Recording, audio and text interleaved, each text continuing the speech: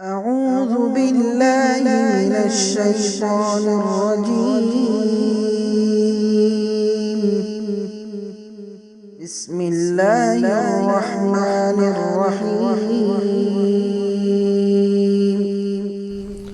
السلام علیکم ورحمۃ اللہ وبرکاتہ۔ الحمد للہ رب العالمین، والصلاة والسلام الأتمان الأكملان المبعوث رحمة للعالمین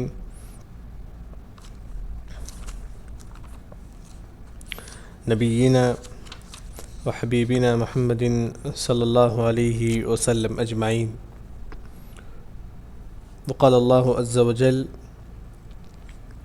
زين للناس حب الشهوات من النساء والبنين والقناطير المقنطرة من الذهب والفضة والخيل المسومة والأنعام والحرث ذلك متاع الحياة الدنيا والله عنده حسن المآب۔ الحمدللہ کیا ہے، آیت نمبر 13 تک کیا ہے تفسیر ہو چکی ہے۔ آج کی جو تفسیر ہے آیت نمبر 14 سورہ آل عمران آیت نمبر 14 سے کیا ہے تفسیر ہے انشاءاللہ۔ یہاں دیکھیے، اس آیت میں اللہ نے ان چیزوں کا ذکر کیا جسے انسان کیا ہے فطری طور پر کیا ہے بہت زیادہ پسند کرتا ہے۔ انسان فطری طور پر کیا اسے بہت زیادہ کیا انسان پسند کرتا ہے۔ فطری طور پر انسان کی خواہش ہوتی ہے، مال کی خواہش ہوتی ہے، عورت کی خواہش ہوتی ہے، اچھے گھوڑے کی خواہش ہوتی ہے، اس کے پاس جانور ہونا پالنے، مطلب یہ فطری طور پر کیا انسان کے اندر یہ خواہش پائی جاتی ہے۔ وہی کیا ہے اللہ نے کیا ہے یہاں ذکر کیا، وہی کیا ہے یہاں اللہ نے کیا ہے یہ ذکر کیا کہ سب سے پہلے اللہ نے فرمایا کہ زینا للناس، ہم نے لوگوں کے لیے خوبصورت بنا دیا۔ زینا للناس، ہم نے لوگوں کے لیے کیا ہے خوبصورت بنا دیا۔ زینا خوبصورت کون؟ اللہ نے خوبصورت بنا دیا۔ کن کے لیے؟ لوگوں کے لیے، تمام لوگوں کے لیے، کافروں کے لیے، مسلمانوں کے لیے، تمام لوگوں کے لیے کیا ہے اللہ نے کیا ہے خوبصورت بنا دیا۔ کن چیزوں کو؟ حب الشہوات، شہوات کو پسند کرنے میں، مطلب شہوات کی جو محبت ہے، ان چیزوں کی جو محبت ہے، اسے ہر انسان کیا ہے پسند کرتا ہے، کیونکہ اللہ نے کیا اسے خوبصورت بنا دی ہے۔ ان چیزوں کی جو محبت اللہ نے کیا ہے ہر ایک کے دلوں میں کیا ہے اسے خوبصورت بنا دیا۔ وہ کون سی چیز ہے؟ من النساء، عورت۔ عورت کیا ہے ہر انسان فطری طور پر پسند کرتا ہے۔ عورت کو کیا ہے اللہ نے کیا ہے خوبصورت بنا دیا، تاکہ کیا ہے انسان کیا ہے، کیوں اللہ نے کیا ہے سب سے پہلے یہاں فرمایا کہ زین للناس حب الشہوات، ہم نے لوگوں کے لیے شہوات کو مزین کر دیا، خوبصورت بنا دیا۔ ان میں سے سب سے پہلے کیا ہے عورت، اس میں سے سب سے پہلے کیا ہے عورت ہے۔ یہاں دیکھیے کہ عورت کو، کیونکہ حدیث میں بھی آتا ہے کہ ما ترکت بعدی اضر علی الرجال من النساء، ما ترکت بعدی فتنة اضر علی الرجال من النساء، مردوں پر سب سے بڑا جو فتنہ ہے وہ عورت کا فتنہ ہے۔ اگر کوئی انسان عورت کی فتنوں سے بچ جاتا ہے تو کیا ہے کل اللہ تعالیٰ کے عرش کے نیچوں سے سایہ نصیب ہوگا۔ بخاری کی مشہور حدیث ہے، جیسا کہ ایک نیک شخص کو جب ایک عورت بلاتی ہے کہ وہ کہتا ہے، ایک نیک شخص کو ایک عورت بلاتی ہے کہ زنا کرنے کے لیے، وہ نیک شخص کہتا ہے کہ انی اخاف اللہ، ورجل دعته امرأة ذات منصب وجمال فقال انی اخاف اللہ۔ ایک خوبصورت عورت ہے جو کیا ایک مرد کو بلاتی ہے، تو کیا ہے وہ مرد کہتا ہے کہ فقال انی اخاف اللہ، میں اللہ سے ڈرتا ہوں۔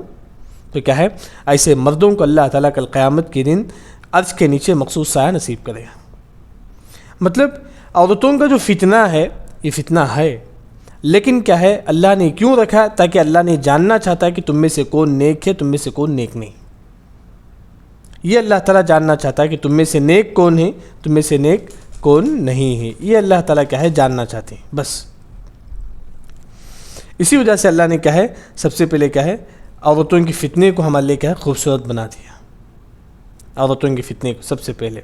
اس کے بعد والبنین، بچوں کا جو فتنہ ہے، والبنین مطلب جینٹس نہیں، لیڈیز نہیں، صرف جینٹس.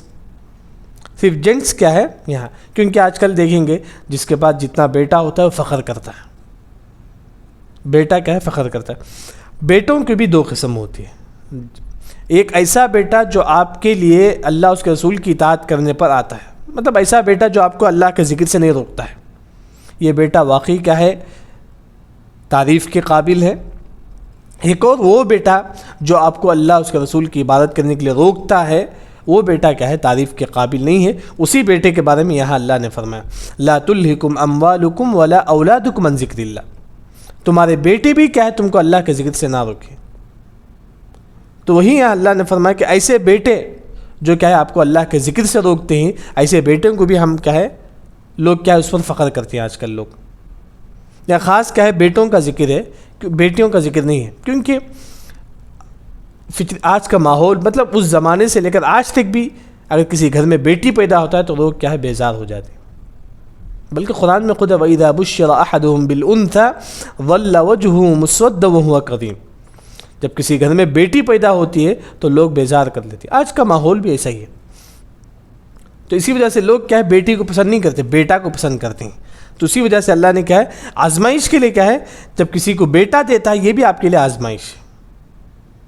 بھی کیا ہے آپ کے لیے آزمائش ہے.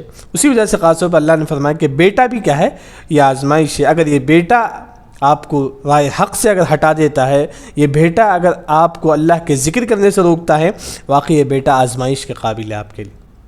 اللہ تعالیٰ اس کے ذریعے سے آپ کو آزماتا ہے کہ آپ اس بیٹے کو دین پر لاتے ہیں یعنی صحیح راستے پر لاتے ہیں یعنی تو آپ اس بیٹے کے ذریعے سے آپ بھی دین سے ہٹ جاتے ہیں یعنی یہ اللہ تعالیٰ دیکھنا چاہتا ہے. پھر اس کے بعد فطری چیز ہے، انسان مال کو بھی پسند کرتا ہے دنیا میں. والقناطیر المقنطرہ، والقناطیر المقنطرہ بہت زیادہ مال کس میں سے؟ من الذهب والفضہ. ذهب سونا، فضہ چاندی. سونا چاندی کا بہت زیادہ مال انسان چاہتا ہے اس دنیا میں. بہت زیادہ کیا مال چاہتا ہے. من الذهب والفضہ، بہت زیادہ مال کیا ہے انسان اس دنیا میں چاہتا ہے. دیکھیے پھر اس کے بعد اللہ نے فرمایا کہ والخیل المسومہ، گھوڑا بھی کیا ہے انسان آج کل فخر کے لیے چاہتا ہے. گھوڑا بھی کیا ہے ایک انسان کیا ہے فخر کے لیے کیا ہے آج کل کیا ہے گھوڑا بھی ایک فیشن ہو چکا ہے. خیل، گھوڑا کو خیل کہتا ہے عربی زبان میں. خیل کا مطلب تکبر، عربی زبان میں خیل کا مطلب تکبر ہے. گھوڑا کو خیل کیوں کہا جاتا ہے؟ کیونکہ اس کی چلن میں کیا ہے تکبر پایا جاتا ہے. گھوڑا جب چلتا ہے پورے تکبر کے ساتھ چلتا ہے، پورا ایک دم اکڑ کر. اسی وجہ سے گھوڑا کو کیا ہے خیل کہا جاتا ہے. وہ تکبر کے ساتھ چلتا ہے، اسی وجہ سے کیا اس کو خیل کہتے ہیں. والخیل المسومہ، مسومہ کا مطلب خوبصورت گھوڑا. ایک انسان جو دنیا دار انسان ہوتا ہے وہ یہ چاہتا ہے کہ اس کا گھوڑا کیا ہے خوبصورت ہو. پہلا معنی ہے، کئی معنی ہیں. اس کا ایک معنی یہ ہے کہ خوبصورت گھوڑا، انسان یہ چاہتا ہے اس کا گھوڑا کیا ہے بالکل خوبصورت ہو. دوسرا اس کا ایسا گھوڑا ہو، اگر 100 گھوڑا اس کے سامنے ہے، مطلب دوسروں کا 100 گھوڑا ہے لیکن اس کا اگر گھوڑا ہے تو ایک ایسی علامت کے جیسے وہ پہچان لیتا ہے. مطلب اس گھوڑا میں کیا ہے کچھ ڈیزائن رکھتا ہے، کچھ کیا ہے ڈیزائن کرتا ہے اس گھوڑے میں تاکہ دوسرے گھوڑوں سے بالکل الگ نظر آئے. جیسے کہ آج کل ہماری گاڑی ہوتی نا کار، 1000 کار ہوتی ہے، ہماری خاص کار ہوتی ہے جو کیا ہے تمام کاروں میں پہچانی جاتی ہے کہ ہماری کار ہے. ہم کیا ہے خاص ڈیزائن رکھتے ہیں اس کار میں، کوئی ڈیزائن ہمارا ہوتا ہے. اسی طرح وہ گھوڑا جو ہے نا اس میں خاص ڈیزائن رکھ لیتا ہے کیا ہے تمام گھوڑوں سے کیا ہٹ کر نظر آئے، بلکہ خوبصورت گھوڑا کیا ہے نظر آئے. والخیل المسومہ، بلکہ اچھا گھوڑا، خوبصورت گھوڑا کیا اسے نظر آئے. والانعام، الانعام کا مطلب چوپایا. حدیث میں قرآن میں کہیں بھی انعام کا لفظ آتا ہے تو مطلب چوپایا. انعام کا معنی کیا ہے؟ ابل، بقر، غنم، اونٹ اور اسی طرح گائیں، اسی طرح بھیڑ بکری. اونٹ، گائیں، بکری، بس. انعام کا مطلب 3 چیز ہے، اونٹ ہے، گائیں ہیں، بکری ہے.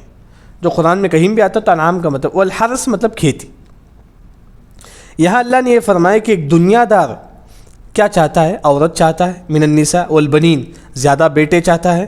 تیسرا والقناطیر المقنطرہ، مطلب زیادہ بیٹے اگر عبادت کے لیے ہے تو بالکل جائز ہے، اور یہ زیادہ بیٹے اگر فتنے کے لیے ہے تو یہ صحیح نہیں ہے.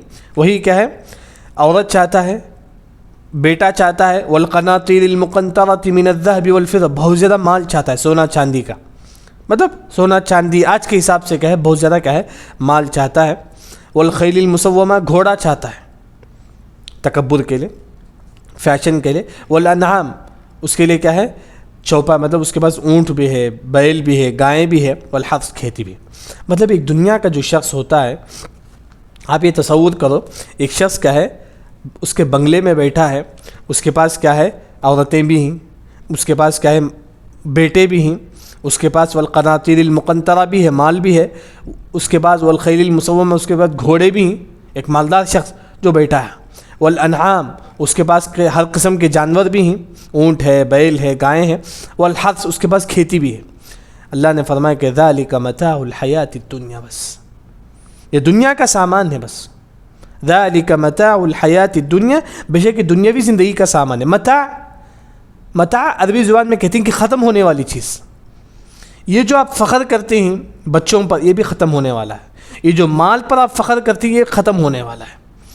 ذالک متاع الحیات الدنیا، یہ تمام چیز کیا ہے، دنیاوی زندگی کا سامان ہے. متاع کا مطلب ختم ہونے والی چیز ہے. یہ عورتیں بھی ختم ہو جائیں گی، یہ کیا ہے، بچوں بھی ختم ہو جائیں گے، یہ مال بھی ختم ہو جائیں گے، یعنی تو ہم ختم ہو جائیں گے. یعنی انسان جو بہت زیادہ مالدار انسان ہے، اسے موت آ جائے گی، وہ تمام چیز کیا اس سے ختم ہو جائے گی. یعنی تو وہ جو عورت ہے اسے موت آ جائے گی، وہ ختم ہو جائے گا. یعنی تو مال ہے، خسارہ ہو جائے گا، وہ ختم ہو جائے گا. مطلب یہ تمام چیز جو ہے نا، جو اللہ نے کہا اس آیت میں جو 7 چیزوں کا ذکر کیا ہے، وہ تمام چیز کیا ہے، ختم ہونے والی ہے، برباد ہونے والی ہے. ذالک متاع الحیات الدنیا، یہ تمام کیا ہے، دنیاوی سامان ہے بس. کیونکہ دنیا کا ایک حقیر چیز ہے، یاد رکھیں. انسان دنیا کے پاس تمام چیز ہو، لیکن کیا ہے، حقیر چیز ہے دنیا. اسی وجہ سے حدیث میں آتا ہے لو كانت الدنيا تعدل عند الله جناح بعوضة ما سقى كافر شربة منها. اگر اللہ کے پاس یہ دنیا جو ہے نا، مکھی کے پر کے برابر بھی اگر اس کی قیمت ہے اللہ کے پاس، اگر اس دنیا کی قیمت اللہ کے پاس مکھی کے پر کے برابر بھی اگر ہوتا، تو اللہ تعالیٰ کافر کو ایک گھونٹ پانی بھی نہیں دیتا. ما سقى كافر منها شربة ماء. دنیا کی قیمت اگر مکھی کے پر کے برابر بھی ہوتا، تو اللہ تعالیٰ کافر کو کیا ہے، ایک گھونٹ پانی بھی نہیں دیتا. لیکن کوئی حقیر ہے دنیا. دنیا حقیر ہے. اسی وجہ سے دنیا کو دنیا کیوں کہتے ہیں، دنیہ، مطلب حقیر چیز. دنیا کو اسی وجہ سے اللہ نے فرمایا کہ حیات الدنیا، دنیا کا معنی کیا ہے، حقیر چیز. الدنیہ سے مطلب بالکل حقیر چیز ہے دنیا. یہ دنیا کیا ہے، بالکل حقیر ہے. بلکہ ایک حدیث میں آتا ہے کہ ایک مری ہوئی بکری تھی. ہمارے نبی نے فرمایا کہ کوئی اس بکری کو اٹھائے گا، تو تمام صحابہ نے کہا کہ نہیں اللہ کے نبی، ہم اس بکری کو نہیں لیں گے. تو ہمارے نبی نے فرمایا کہ دنیا جو ہے نا، اس مری ہوئی بکری سے بھی حقیر ہے، اس مری ہوئی بکری سے بھی حقیر ہے. مطلب یہ دنیا تمام چیز کا ہے، ختم ہونے والی ہے. لیکن اصل آپ کو کہاں کے لیے آپ کو تیاری کرنا ہے، واللہ عندہ حسن المآب. اصل ٹھکانہ تو واللہ عندہ، اللہ ہی کے پاس حسن المآب، بہترین ٹھکانہ ہے. مآب کا مطلب ٹھکانہ. اصل جو آپ کو ٹھکانہ ہے وہ آخرت کا ٹھکانہ ہے. واللہ عندہ، اللہ ہی کے پاس کیا ہے، بہترین ٹھکانہ ہے. پھر اس کے بعد اللہ نے فرمایا کہ مطلب یہاں دنیا کا ذکر کیا. آیت نمبر 14 میں دنیاوی ساز و سامان جسے انسان پسند کرتا ہے، مطلب اور بھی چیز ہے. انسان بنگلے کو بھی پسند کرتا ہے، انسان کیا ہے، بڑی بڑی گاڑیوں کو پسند کرتا ہے. لیکن اللہ نے یہاں آیت نمبر 14 میں اکثر لوگ جسے پسند کرتے ہیں وہ ہے کہ عورت ہے، بچے ہیں، مال ہے. ہاں، لیکن یہاں جو ہے نا، اگر عورت بیوی ہے تو بالکل جائز ہے. اس کے علاوہ جو عورت کا یہاں ذکر ہے، اس کے علاوہ عورت کا یہاں ذکر ہے. کیوں اللہ نے کہا ہے یہ سب دنیا میں اتارا، عورت کو، بچوں کو، مال کو، یہ سب آزمائش کے لیے. بس اللہ تعالیٰ آزماتا ہے، دیکھتا ہے کہ کون نیک ہے یا نہیں، واقعی کون نیک ہے یا نہیں، یہ اللہ تعالیٰ دیکھنا چاہتا ہے. آزمائش کے لیے اللہ نے کیا ہے، عورتوں کو ہم پر کیا ہے، فتنہ اور آزمائش بنایا. آزمائش کے لیے اللہ نے کیا ہے، بچوں کو بھی کیا ہے، پیدا کرتا ہے، تاکہ دیکھتا ہے کہ ماں باپ کیا ہے، اس بچے کے ذریعے سے دین سے ہٹتے ہیں یا نہیں. اور مال کے ذریعے سے بھی اللہ تعالیٰ دیکھنا چاہتا ہے کہ یہ مال آپ دین میں خرچ کرتے ہیں یا نہیں. اسی طرح اللہ تعالیٰ یہ گھوڑا جو ہے نا، یہ آپ اللہ کے راستے میں استعمال کرتے ہیں یا نہیں، یا فخر کے لیے استعمال کرتے ہیں. یہ جو چوپایا آپ کے پاس ہے، اونٹ ہے، گائیں ہے، بکری ہے، یہ جو اونٹ اور گائیں یہ آپ فخر کے لیے استعمال کرتی ہیں، اللہ کے راستے میں قربانی دیتی ہیں. اسی طرح کھیتی باڑی وغیرہ، یہ سب کیا ہے دنیاوی زندگی کا سامان ہے، یہ سب کیا ہے ختم ہونے والی ہے۔ اصل جو زندگی واللہ عندہ، اللہ ہی کے پاس کیا ہے اصل ٹھکانہ ہے۔ پھر اس کے بعد آیت نمبر 15 میں آپ دیکھیے قل اؤنبئکم بخیر من ذالکم، پھر ہمارے نبی کہتے ہیں اللہ کے حکم سے اؤنبئکم من خیر من ذالکم، اے لوگوں کیا میں تم کو اس بات کی خبر نہ دوں جو اس سے بہتر ہے، یہ عورتوں سے بہتر ہے، بچوں سے بہتر ہے، مال سے بہتر ہے، کیا میں اس سے بہتر چیز کی آپ کی خبر نہ دوں؟ جو شخص کیا ہے یہ مال چاہیے دنیاوی چیز چھوڑ کر کیا ہے اور بھی بہتر چیز اگر آپ چاہتے ہیں تو اللہ نے فرمایا کہ للذین اتقوا عند ربہم، تم تقوی اختیار کرو بس، للذین اتقوا عند ربہم، اس سے بہتر یہ چیز ہے للذین اتقوا، جو شخص بھی تقوی اختیار کرے گا عند ربہم اللہ کے پاس اس کے لیے کیا ہے جنت ہے، عند ربہم جنات تجری من تحتها الانہار، ایسی جنت ہے جس کے نیچے سے نہر بہے گی، خالدین فیہا، جس میں وہ ہمیشہ ہمیشہ رہیں گے۔ مطلب جو تقوی اختیار کرے گا اس کے لیے کیا ہے جنت میں کیا ہے نہر ہے جس کے نیچے سے نہر بہتی رہے گی۔ یہاں دیکھیے کہ تقوی کسے بولتے ہیں، تقوی کسے، جیسا کہ میں نے اس سے پہلے بھی کئی تعریف آپ کے سامنے بتایا، عبداللہ بن مسعود رضی اللہ عنہ فرمایا کہ تقوی وہ ہے حرام چیزوں سے بچنا، حلال چیز انجام دینا۔ علی رضی اللہ عنہ فرماتے ہیں تقوی کا معنی یہ ہے کہ الخوف من الجلیل، اللہ سے ڈرنا ہے، اللہ سے ڈرنا یہ تقوی ہے۔ پھر علی رضی اللہ عنہ فرماتے ہیں کہ والرضا بالقلیل، چھوٹی چیزیں مطلب انسان کو جتنا ملتا ہے اس پر خوش ہو جائے، دیکھو اسے بنگلہ ہے مجھے پاس بنگلہ نہیں ہے، نہیں، آپ کے پاس جتنا رزق اللہ نے آپ کو حصہ میں لکھا ہے وہ آپ کو ملتا ہے تو آپ خوش ہو جائے بس، والرضا بالقلیل، اللہ کی تقدیر پر آپ خوش ہو جائے۔ تقوی کا پھر معنی علی رضی اللہ عنہ فرماتے ہیں کہ والاستعداد لیوم الرحیل، قیامت کے دن کے لیے تیاری کریں، قیامت کے دن کی تیاری کریں، یہ اصل تقوی ہے۔ الخوف من الجلیل والرضا بالقلیل والاستعداد لیوم الرحیل، تقوی کا معنی یہ ہے کہ علی رضی اللہ عنہ فرماتے ہیں کہ اللہ سے ڈرو اور جتنا ملتا ہے اس پر خوش ہو جاؤ اور قیامت کے دن کی کیا ہے تم تیاری کرو۔ پھر اللہ نے فرمایا کہ جنات تجری من تحت الانہار خالدین فیہا وازواج مطہرہ، اور کیا ہے اس میں پاک بیویاں ہوں گے، جنت میں کیا ہے پاک، وازواج مطہرہ پاک، اس میں کیا ہے جنت میں پاک بیویاں ہوں گی۔ مطلب یہ ہے کہ جنت میں جو عورتیں ملے گی وہ ایسے عورتیں ہوں گی جنت میں جو حیض و نفاس سے کیا ہے بالکل پاک ہوگی۔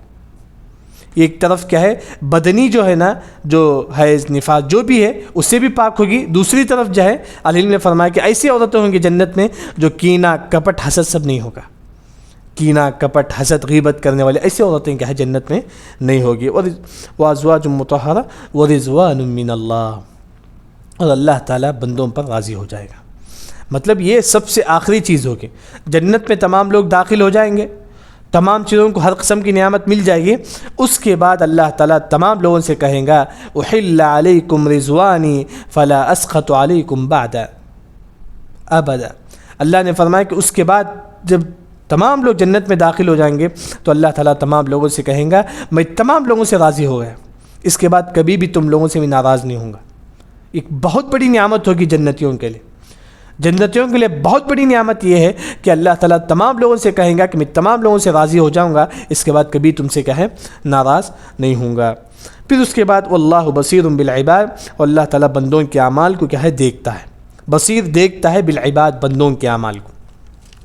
اس آیت میں ڈرانا بھی ہے اور خوشخبری ہے، واللہ بصیر بالعباد ڈرانا بھی ہے، جو شخص گناہ کرتا ہے اس کے لیے اللہ تعالیٰ کہتے ہیں کہ واللہ بصیر بالعباد، ہم تمہارے اعمال کو دیکھتے ہیں، ہم کیا ہے تمہارے اعمال کو دیکھتے ہیں کہ تم کیا عمل کرتے ہیں۔ جو لوگ نیک عمل کرتے ہیں ان کے لیے یہ ہے کہ ہم تمہارے اعمال کا بدلہ دیں گے، جو برا عمل کرتا ہے اسے بھی اللہ تعالیٰ دیکھتا ہے کہ تمہارے اعمال۔ واللہ بصیر بالعباد، یہاں دونوں طریقے سے، یہاں اللہ تعالیٰ ڈراتا بھی ہے، یہاں اللہ تعالیٰ کیا ہے خوشخبری دیتا ہے۔ پھر آیت نمبر 16 میں ایک مومن لوگ کیا دعا کرتے ہیں، الذین یقولون، مومن لوگ کہتے ہیں کہ ربنا، اے ہمارا رب، اننا آمنا، بے شک ہم ایمان لائے، بس اللہ تعالیٰ ہم ایمان لاتے ہیں تو اس وجہ سے فاغفر لنا ذنوبنا، تو ہمارے گناہوں کو معاف فرما، اللہ ہم نے ایمان لایا تو ہمارے گناہوں کو معاف فرما۔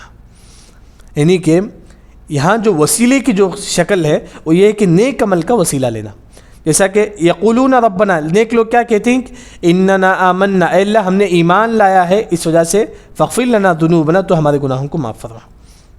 مطلب ایک دعا کی ایک شکل ہے، وہ یہ ہے کہ آپ اپنے نیک عمل کے وسیلے کے ذریعے سے آپ دعا مانگ سکتے ہیں۔ جب آپ کو کوئی پریشانی آئے، جب بھی آپ دعا کرنا چاہتی ہیں، آپ کہو اے اللہ تعالیٰ میں نے صرف تیرے لیے صدقہ کیا تھا، آج میری مصیبت کو دور فرما۔ اے اللہ میں نے صرف تیرے لیے نماز پڑھا تھا، آج میری مصیبت کو دور فرما۔ اے اللہ میں نے صرف تیرے لیے کیا ہے ماں باپ کی اطاعت کی تھی، آج میری مصیبت کو دور فرما۔ مطلب نیک عمل کے وسیلے سے دعا مانگنا یہ بالکل جائز ہے۔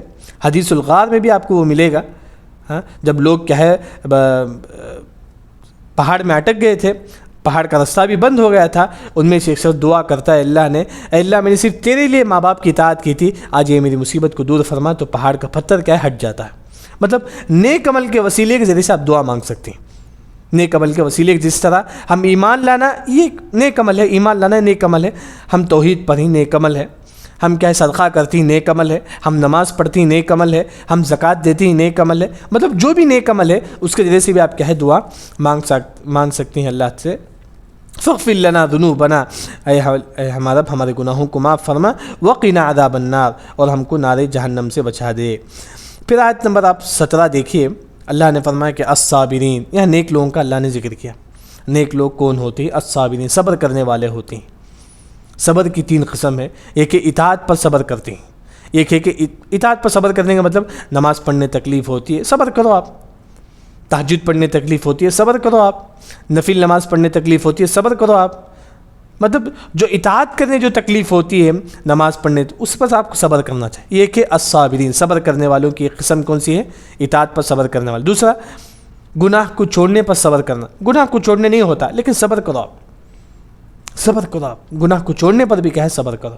تیسرا، تقدیر پر بھی صبر کرنا، اچھی تقدیر ہے بری تقدیر ہے، اب اس پر ایمان لاؤ، اس پر صبر کرو۔ الصابرین ایک صبر کرنے والوں پر سب سے پہلا۔ پھر الصادقین، نیک لوگوں کی دوسری جو قسم ہے سچے بولنے والے ہوتے ہیں، اللہ کے ساتھ بھی ان کا معاملہ اچھا ہوتا ہے، سچ کے ساتھ رہتی ہے اللہ کے ساتھ، بندوں کے ساتھ بھی جب معاملہ کرتی ہیں تو سچائی کے ساتھ معاملہ کرتی ہیں۔ وہ صادقین سچے بولنے والے ہوتے ہیں نیک لوگ۔ والقانتین، ہمیشہ اطاعت کرنے والے ہوتے ہیں۔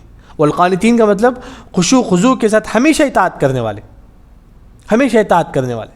وہ مطلب صدقہ کرتی ہیں تو ہمیشہ صدقہ کرتی ہیں، 1 روپے ہی کیوں نہ ہو، ہمیشہ صدقہ کرتی ہیں۔ لیکن انسان ہمیشہ کیا اطاعت کر۔ والقانتین کا مطلب ہمیشہ اطاعت کرنے والا، نفل نماز پڑھتا ہے 2 رکعت ہی کیوں نہ ہو لیکن ہمیشہ پڑھتا ہے، چاشت کی نماز پڑھتا ہے لیکن 2 رکعت ہی کیوں نہ ہو ہمیشہ پڑھتا ہے، تہجد 2 رکعت ہی پڑھتا ہو لیکن والقانتین ہمیشہ پڑھتا ہے۔ والقانتین کا مطلب ہمیشہ پڑھنے والا۔ پھر اس کے بعد والمنفقین، خرچ کرنے والا، صدقہ و خیرات کرنے والا۔ اور نیک لوگوں کی ایک اور جو صفت ہے والمستغفرین بالاسحار، سحری کے وقت کیا ہے اللہ کے استغفار کرتے ہیں، اللہ سے استغفار کرتے ہیں۔